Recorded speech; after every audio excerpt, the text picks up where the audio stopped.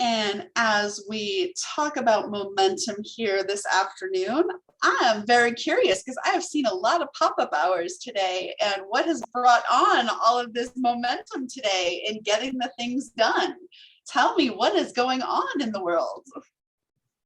Yeah, I started doing the Think pop-up hours. So Coach K inspired me to pick another topic for when I want to do pop-ups, which I thought was really cool because of my think tanks that I always do.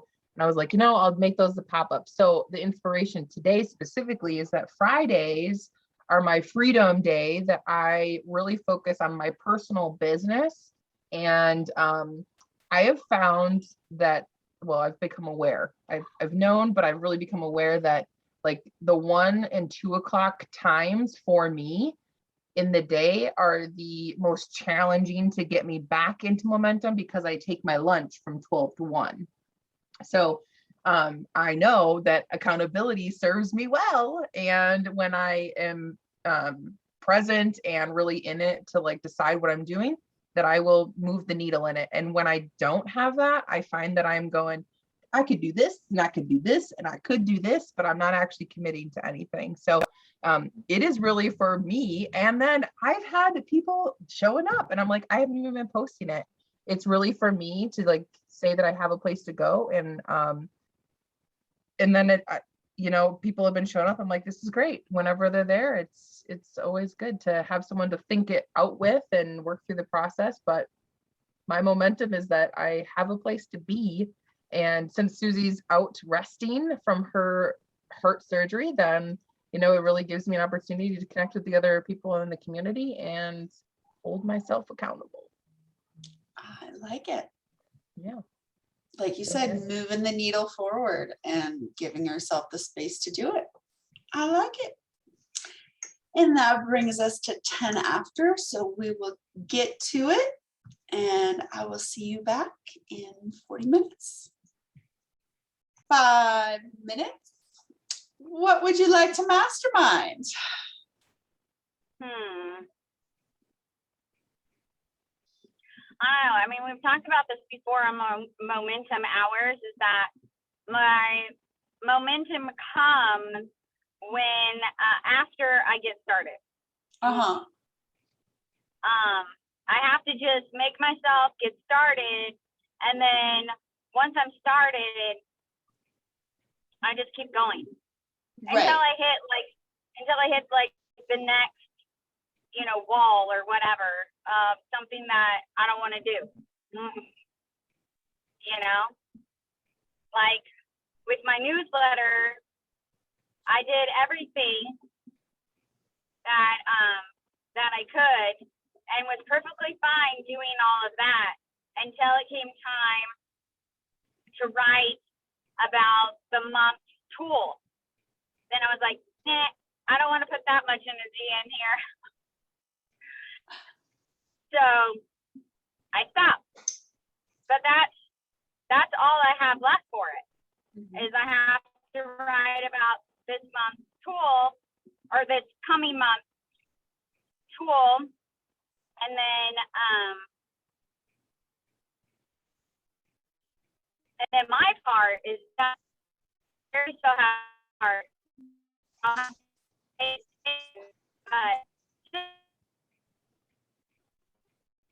I don't know. It's almost like I have to be in the mood, but also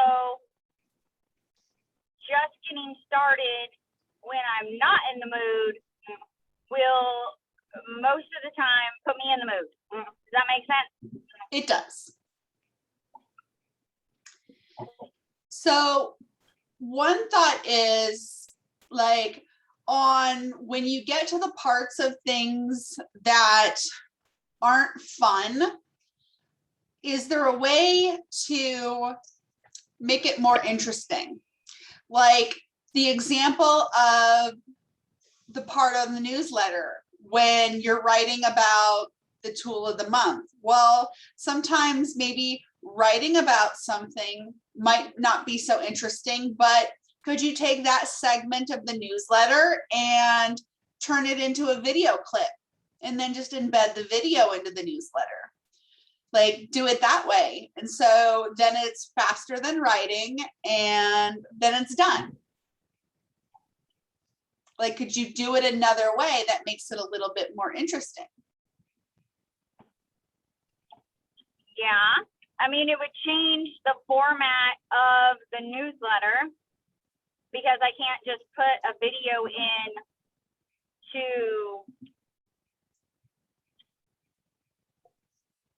the section.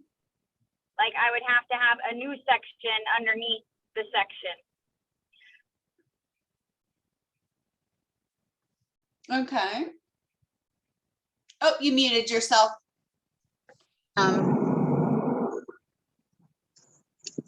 There you go. Sorry. Are you still there? Yep. Okay. Someone tried to call me. That might work well with this month's tool. So that is an idea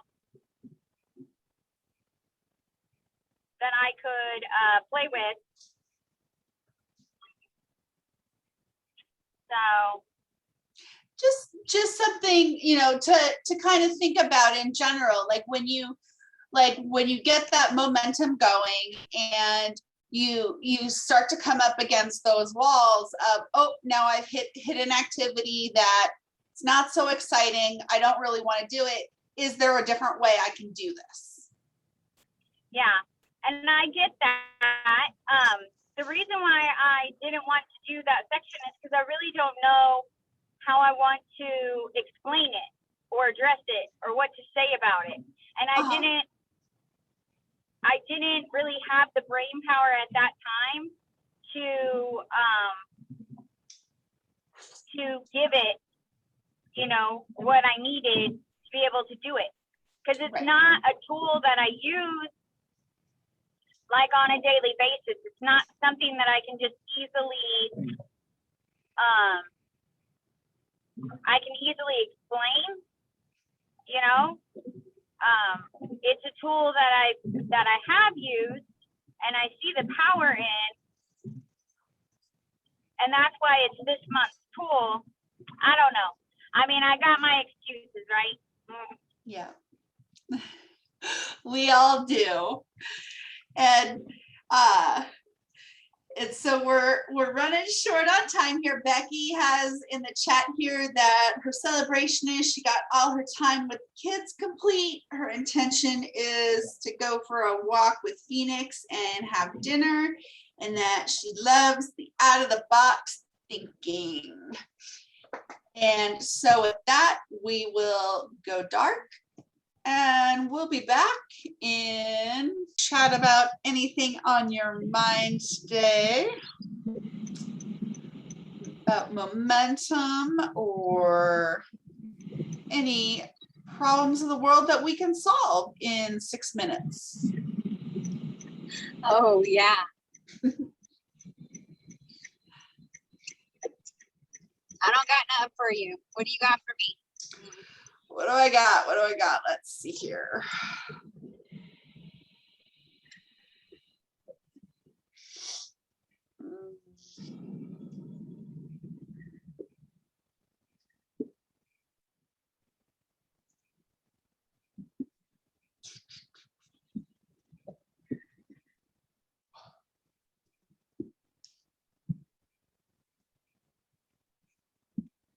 Okay, I got a question.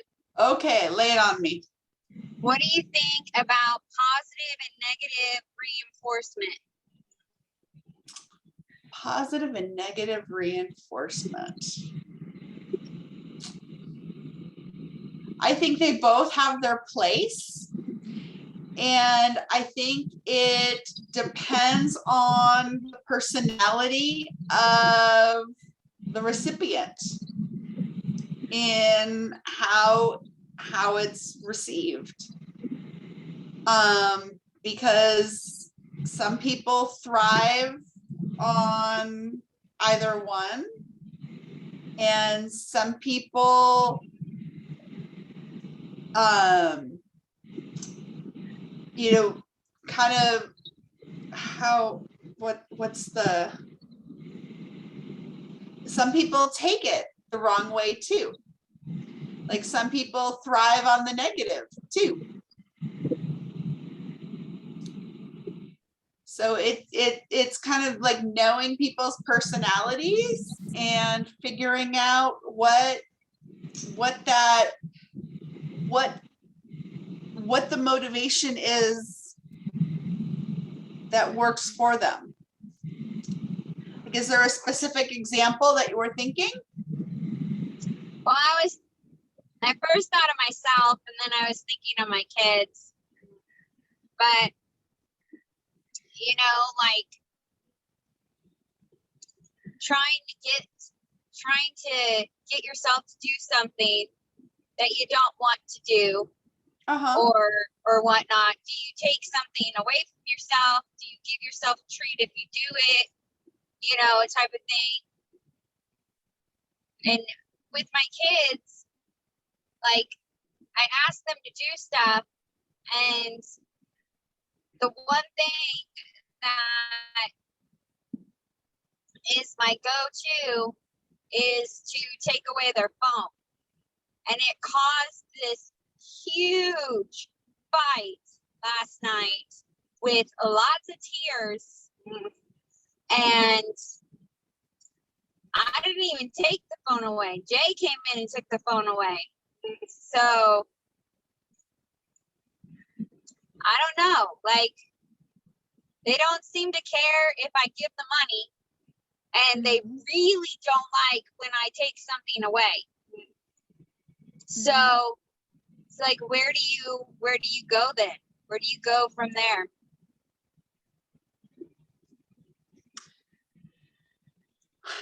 That's the hard part. Is, you know, yeah, it sucks when you get the thing that you love the most taken away. You know, yeah, don't take away my phone. Don't take away the phones. But, you know, yeah, like giving something like money, you know, something tangible also, but it's also building up the positive, building up the intangibles in, you know, what are you building up in the emotional bank account, which, you know, is like the corniest thing ever. Like, you know, we use that emotional bank account analogy all the time. Like, you know, when we do something good, you know, we give the praise, but then, you know, how much are we, when somebody's doing something negative, are we spending time harping on that? So, you know, it's not always the giving and the taking away of the material things. It's how much are we giving and taking away in the affirmation as well. And I think that has a big part in the reinforcement as well. But that has, I think, a longer return on investment too, because I don't think you see the immediate change in behavior. You know, that doesn't have an immediate change in behavior overnight. When you're continuing to affirm good behavior, call things out in your kids, you know, really feed into them, that's not things you're going to see overnight. That's things you're going to start to see over time. You're going to see the change in behavior. You don't see those things immediately. So Yeah. But we're at 10 after, so enjoy your drive home. Yeah. 7 minutes remaining, so we can return to our conversation on positive and negative reinforcement, or we can move on to something else. What is on your mind, Foxy? I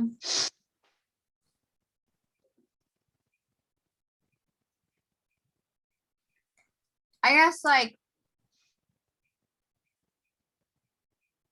how do you support yourself in taking that first step that then builds the momentum to keep going?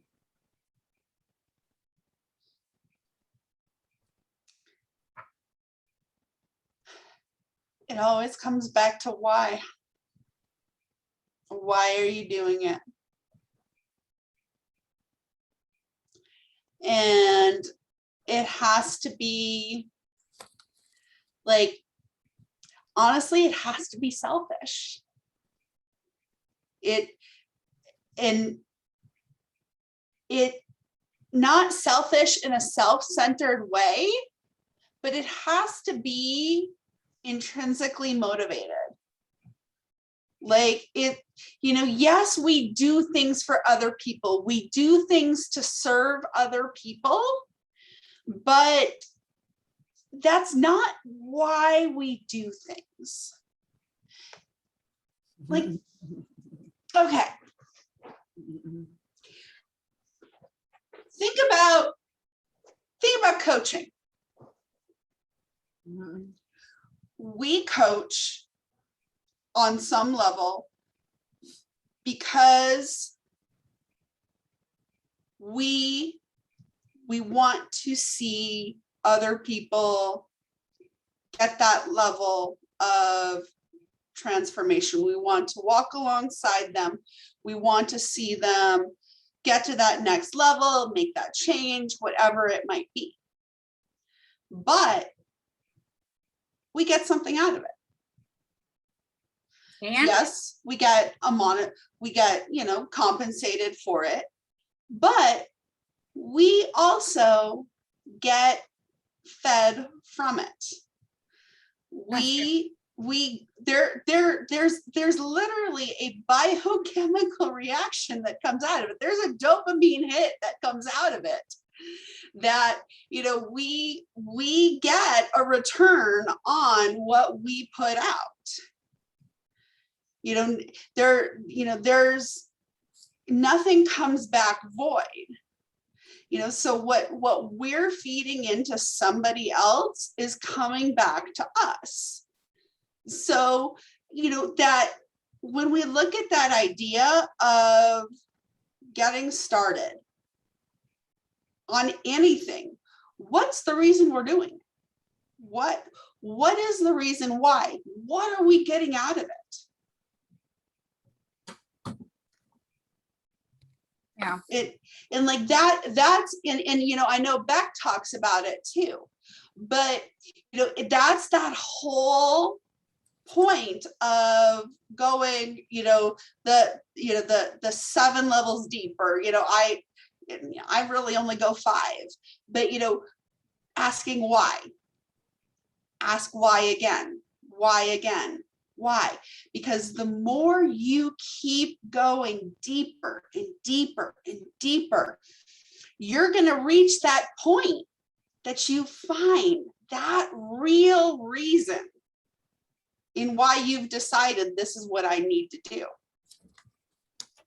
Because it's there.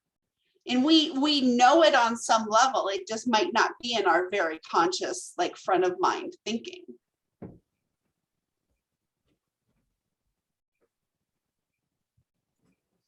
And when we can get to the why we're doing something, it makes it a whole lot easier to start.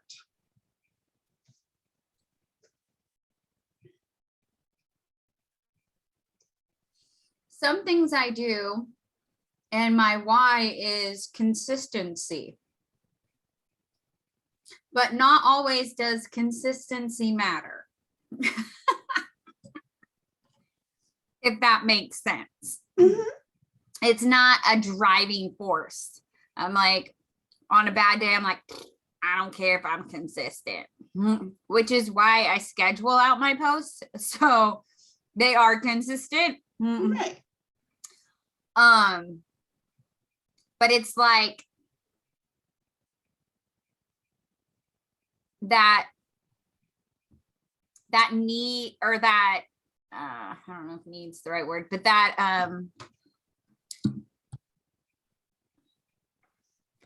call to be consistently visible, like on a daily basis, be showing up, like me showing up, just not like my post showing up, like that. I don't know if that's something that I really need, or that that I have a why for that. Though I think that's what it's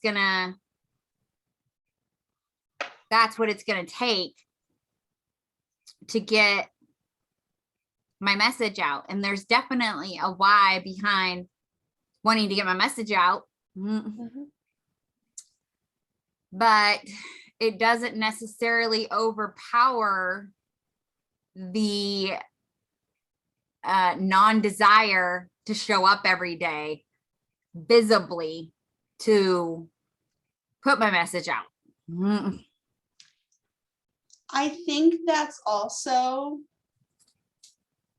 why you're able to find those ways that help you to foster the consistency with the easy button, like the scheduler, like doing some of the ways to foster the long term without, I have to do this every single day, so that it becomes a cycle that you're not having to do it every single time.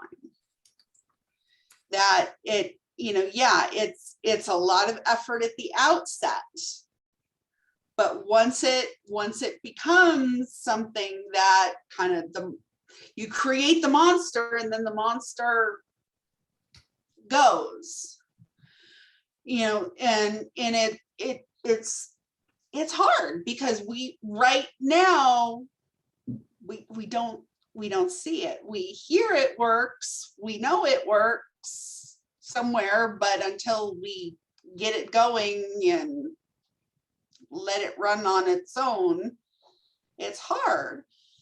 The one thing that I didn't believe for a while, until like I really started to put it into practice, was like the referral program. Having just that stupid referral program page up there, having it. It's exponentially improved the number of referrals I had. Next was that darn speaker page. Because what I didn't take into account was then having all that stuff cross-posted was now everything that's come in through Google searches. I've now had so many hits coming into my website through Google searches because I have everything posted on my website. All these things are posted on everybody else's websites. So now when all those keywords are posted, they're all coming out, directing them straight to me. I'm having people, I'm getting clients, and I'm getting paid speaking engagements from them.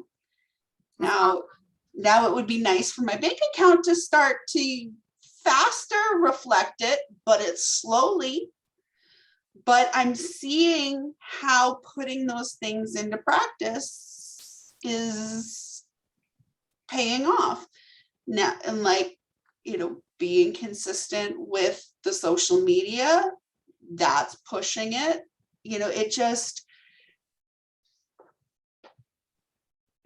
while I really don't want to show up every day, it's nice that when I've been on the couch for 10 days, I didn't show up, but all my crap still did.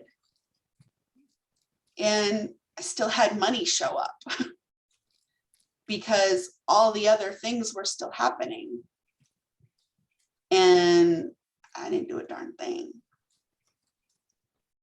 And so I think it's as we start to do the things and put them in place so that they run, then they start to build their own consistency so that we can back off. And so when we don't want to, we don't have to. So I don't know if that's helpful at all. So helpful. That's where I'm seeing it. Yeah. So Well, thank you. yes.